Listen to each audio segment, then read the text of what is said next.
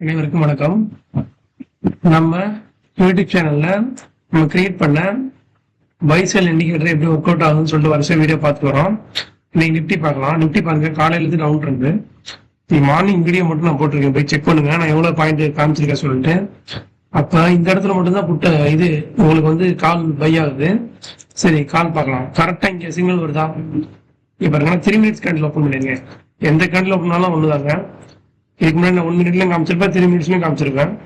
இங்க பாருங்க, இங்க பை வருது. அப்ப அந்த இடத்துல போய் பாத்தீங்கன்னா பை ஆகி டார்கெட் மீட் ஆயிடுச்சு, இம்மீடியட்டா மீட் ஆயிடுச்சு.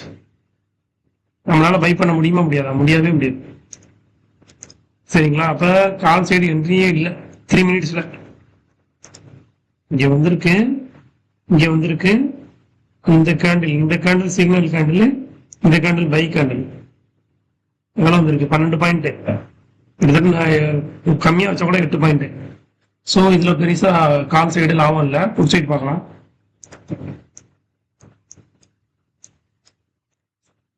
புட் சைடு பாருங்க, நிப்டி புட் சைடு இங்க கூட சிக்னல் வரணும், ஏன் வரல? 3 மினிட்ஸ் கேண்டில். அப்ப நான் உங்களுக்கு முதலே சொல்லியிருக்கேன், ஒரு ட்ரெண்ட் வந்து டவுன் ட்ரெண்டா இருக்கும் போதோ அப் ட்ரெண்டா இருக்கும் போதோ வேற ஸ்ட்ரைக் பிரைஸ் செக் பண்ணி பாருங்க.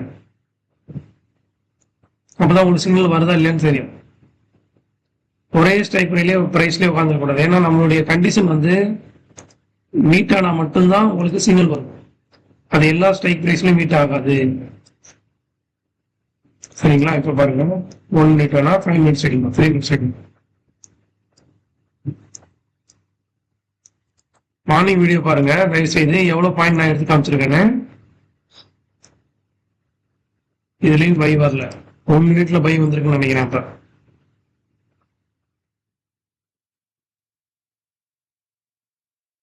இங்கேயும் பை வரல, இங்க மட்டும் தான் பை வந்திருக்கு. சரி, இந்த ரேலியை நம்ம பிடிக்கல, ஆனா 1 மினிட்ல இந்த பை வந்திருக்குங்க, நான் பாத்துருக்கேன்.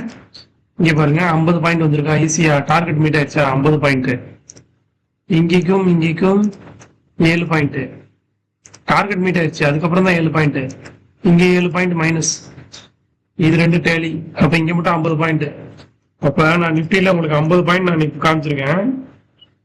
இந்த 50 பாயிண்ட் மிஸ் கிடையாது. இங்க பாருங்க, நான் 1 மினிட் மாத்திரேன். பாருங்க, 1 மினிட்ல உங்களுக்கு என்ட்ரி இருக்கும், கண்டிப்பா இருக்கும்.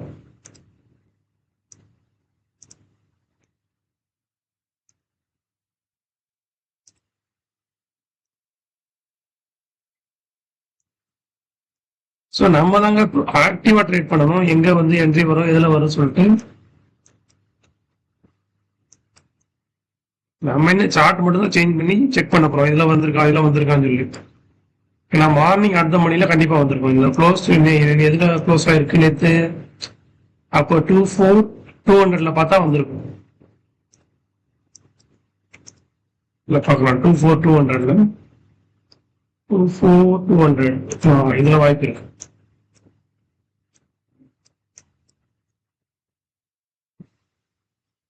ஏன்னா மார்க்கெட் இன்னைக்கு மார்னிங் இதுல இருந்து தான் டிராவல் ஆயிருக்கு. எப்படி நான் 24,200 டிசைட் பண்றேன்னா, close price, yesterday close price.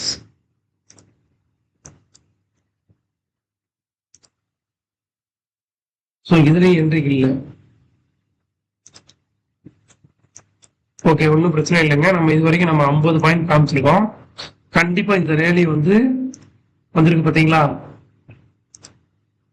80 point.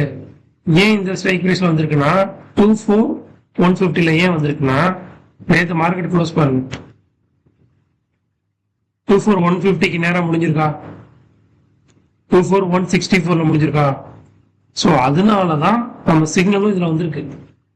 புரியுதுங்களா? இப்ப இதுல பாருங்க, 50 பாயிண்ட், 83 பாயிண்ட், 83 பாயிண்ட். இது டேலி ஆயிடுச்சு. ஸோ இது எல்லாமே டேலி தான், இது ஒண்ணுமே கிடையாது. ஸோ 83 பாயிண்ட் நான் வந்து ஈஸியா நம்மளால எடுக்க முடியுங்க.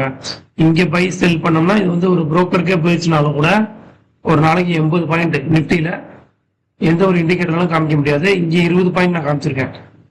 சரிங்களா? இதுல 80 பாயிண்ட் காமிச்சிருக்கேன்.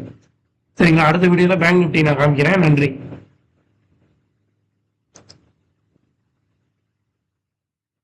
உள்ள போய் தூங்குறா? ரொம்ப குடிச்சிட்டியா? ரொம்ப குடிச்சிட்டில?